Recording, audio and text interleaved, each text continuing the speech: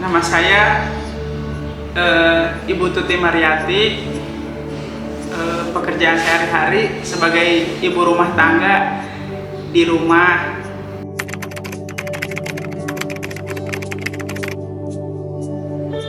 Kejadiannya tanggal 1 Juni, di mana Bapak Evangelis John pada pukul 6 petang, Bapak itu jatuh dari motor. Tidak ada tetangga satu orang pun. Saya sama Kesia manggil-manggil ojek, mungkin karena maghrib jadi susah orang. Puji Tuhan, Bapak Evangelis John langsung dibawa. Saya langsung manggil ojek, dibawa ke klinik. Waktu itu dokter bilang, "Ibu," katanya, "Bapak ini punya penyakit vertigo," katanya.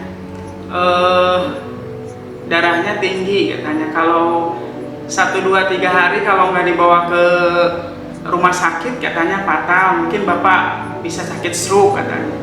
Ya, dalam 1, 2 hari, 3 hari saya langsung telepon sama Ibu Gembala bagaimana solusinya gitu. Kata Ibu Gembala bilang, "Udah, bawa aja Bapak Evangelis John ke rumah sakit." Dan pada waktu dibawa ke rumah sakit kan saya belum punya BPJS, jadi masih pakai umum gitu. Kata Ibu Gembala bilang, "Udah, kamu diurus aja dulu BPJS-nya." "Iya, Bu." Puji Tuhan, Bapak Evangelis John dirawat di rumah sakit. Waktu itu masih belum pakai BPJS, masih pakai umum. Dirawat 5 hari. Dan waktu itu kaum wanita menjenguk Bapak Evangelis John ke rumah sakit berserta Ibu Gembala. Saya pikir udah ditanganin di rumah sakit. 5 hari itu Bapak Evangelis John ada perubahan, dan ternyata tidak. Itu malah istilahnya parah gitu. Bahkan untuk berjalan pun susah sekali karena kakinya dua-duanya bengkak. Saya telepon ke Ibu Gembala. Waktu itu, "Ibu Gembala, saya mau izin pulang." "Kenapa?" "Karena sudah tidak punya biaya lagi," katanya.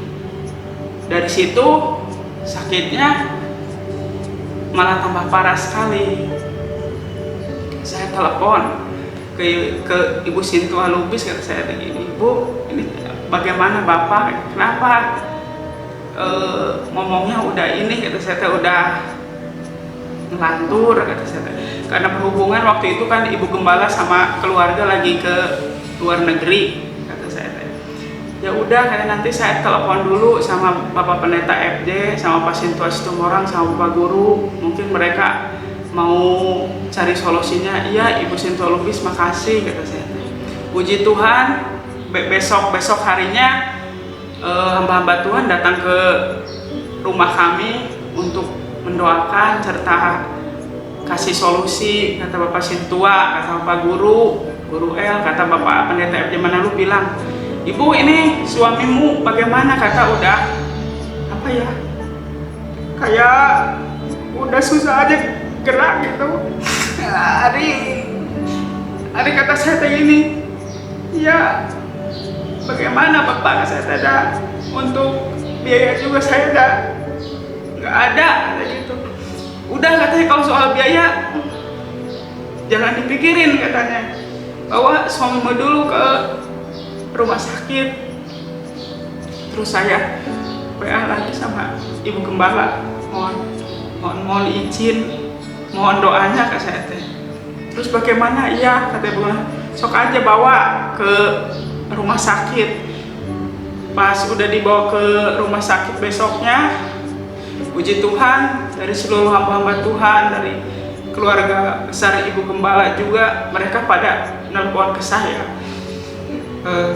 Keluarga Dr. Eri, terus Bapak Holi, Ibu Gembala bilang mereka, "Udah, jangan dipikirin soal masalah biaya, soal urus BPJS," katanya gitu. Puji Tuhan, dari situ saya urus BPJS, saya bayar karena udah dikasih berkat, kan saya dari gereja, dari keluarga besar Ibu Gembala. Saya urus sendiri itu. Puji Tuhan, pas udah beres itu semua, dokter bilang, ibu katanya bapak dalam 2-3 hari harus dioperasi. Kenapa dok? Ini karena kalau cairan udah menjalar ke jantung ya mohon maaf katanya mungkin suami ibu ya tahulah ibu sendiri ya dok.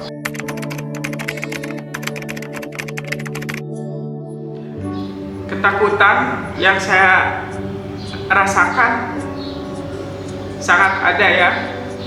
Waktu itu tiap malam itu Bapak Evangelis John sering sesak napas itu dadanya, takutnya saya terjadi apa-apa gitu. Waktu itu kalau nggak salah jam 1:30 malam itu dokter jaga semua pada perawat pada lari semua karena Bapak Evangelis John itu udah nggak kuat si nafasnya. Saya bilang, Pak tolong kuatin ke saya, jangan khawatir Pak, pasti, saya bilang pasti Bapak sembuh, jangan menyerah. Setiap gitu Bapak suka ngomong, Ma katanya kalau seandainya saya sekarang dipanggil, saya bilang ulah kata saya, Pak kalau seandainya Bapak nggak ada terus saya sama anak mau tinggal di mana, kata saya gitu. Udah kata Mah no, jangan takut, jangan khawatir katanya, kata Bapak Evangelis. Terus saya dari situ Bang bilang, Tuhan Yesus katanya, kalau memang suami saya mau engkau ambil sekarang, jujur ini Bang, saya ngomong, saya mau balik lagi ke agama saya dulu Bang. Saya dulu gitu karena mungkin saya saking takut Bang, kayak istilahnya beban saya saya sendiri Bang, takut sih waktu itu.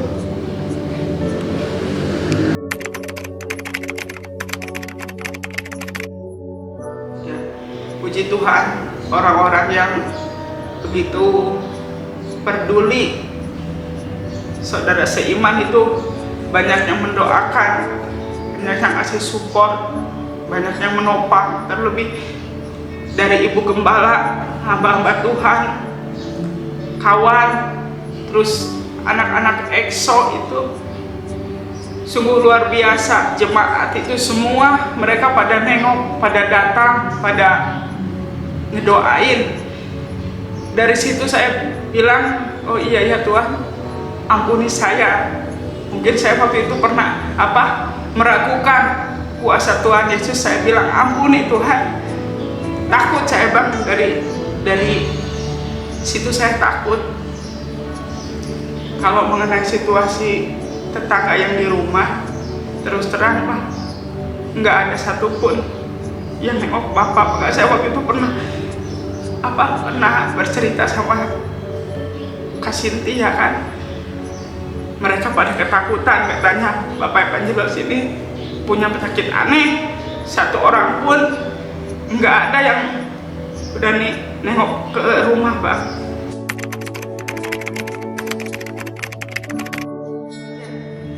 Saya bilang sering baca WA dari Ibu Gembala itu yang di forum jemaat, saya baca, saya dari situ menemukan ayat firman Tuhan. Dan saya sangat-sangat mengimani sekali dalam Matius 11 ayat 28. Marilah kepadaku semua yang letih lesu dan berbeban berat, aku akan memberikan kelegaan kepadanya. Saya benar mengimani itu. Benar-benar saya istilahnya gini, Bapak sendiri kan yang menulis di Alkitab Injil ini. Saya setiap berdoa gitu, saya mengimani Bapak, apa yang kau tulis gitu, apa yang kau ilhamkan dalam Matius 11 ayat 28 ini. Marilah kepadaku semua yang letih lesu dan berbeban berat, aku akan memberikan kelegaan kepada saya. Sangat mengimani. Setiap saya jalan kemana, saya selalu ingat yang Tuhan Yesus tulis di Alkitab. Dan di Filipi 4 ayat 13, segala perkara dapat kutanggung di dalam Dia yang memberikan kekuatan kepadaku. Jadi dari situ semua ketakutan saya jujur ini hilang. Saya bilang gini, udahlah Bapak, kalau memang istilahnya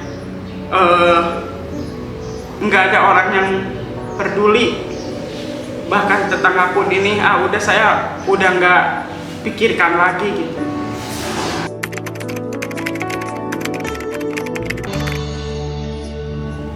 Semenjak saya merenungkan ayat-ayat di Alkitab, di dalam kitab Injil, terus terang itu hati itu tenang gitu. Saya dari situ yakin 100% kalau Bapak Evangelis John ini bisa sembuh. Walaupun yang dari tetangga, yang dari rumah sakit, mereka ngomong gini, saya juga merasa ketakutan sekali. Ibu, katanya, Bapak kan udah dioperasi, ya terus kumaha ibu? Abi oge cenah sanggup.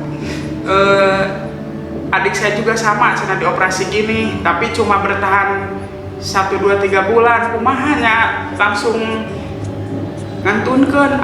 Hari kata saya yakin dengan iman saya kalau Bapak Evangelis John ini pasti sembuh dan bisa jalan.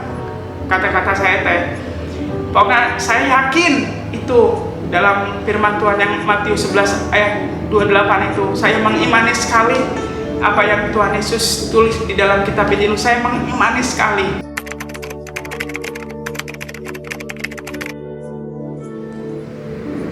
Saya yakin dan percaya, saya beriman sungguh-sungguh ya, kalau Tuhan Yesus itu baik.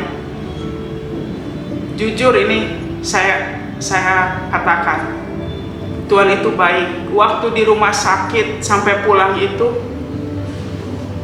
berkat Tuhan itu saya tidak pernah kekurangan sedikit pun. Karena begitu peduli orang-orang seiman itu, saudara seiman, jujur. Bahkan keluarga besar GPI Paulus itu saya terus terang, istilahnya bagus gitu, mantap. Mereka hari cek aku pikir ngomong ke Bapak Evangelis John, Pak, abong di orang percaya Tuhan ya, semuanya pada ngerti agama, kumaha gitu mah. Iya kak saya teh, apa yang mereka sering khotbahin bener Pak, semuanya kak saya teh. Kenapa ya? Mulai dari yang mereka care gitu, pada peduli semua Bang, istilahnya sangat berterima kasih sekali buat keluarga besar GPI Paulus, terutama Ibu Gembala yang selalu berdoa, selalu telepon kepada kami. Itu yang menguatkan kami sekeluarga. Ibu Gembala suka ngasih nasihat, terutama sama saya. Dia bilang harus sabar, kamu harus sabar, harus kuat, jangan sampai punya pikiran apa-apa. Iya Ibu, kata saya teh, makasih sekali, kata saya teh, udah selalu mengingatkan, udah kasih support, udah mendoakan, kata saya teh gitu.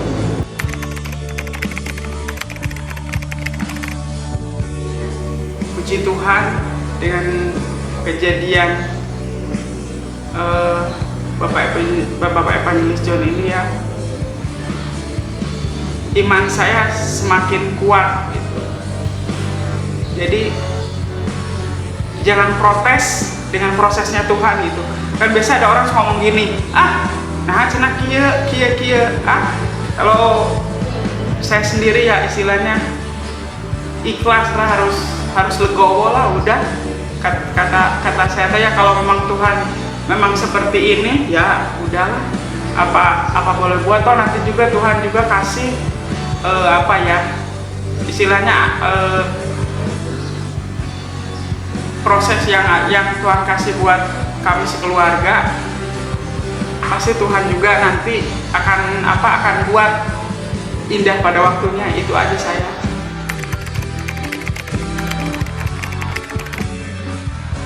Jadi yang mau saya kasih pesan, janganlah kita mengecilkan kuasa Tuhan itu, jangan. Itu yang pernah saya alami, ini jujur, nyata gitu. Saya waktu itu pusing kayak orang linglung, stres. Tapi karena kasih Tuhan, karena kemurahan Tuhan, karena kebaikan Tuhan, Tuhan kasih buat saya ini apa ya, istilahnya hatinya tenang, beban juga saya udah bebas. Bahkan anak saya itu dulu pernah masuk SMA, bapaknya malah terbaring sakit karena udah nggak ada biaya sekolah. Tapi saya berdoa sama Tuhan, Tuhan bagaimana ini, nggak mungkin ke saya beban yang segitu banyak saya harus tanggung sendiri. Jadi yang saya pesankan, jangan mengecilkan kuasa Tuhan, itu aja. Pasti Tuhan udah atur semuanya lah gitu. Apa itu tentang ekonomi atau sakit penyakit, Tuhan pasti halaukan, itu aja. Tuhan adalah gembalaku, takkan kekurangan aku, dan Ia membimbing kehidupanku.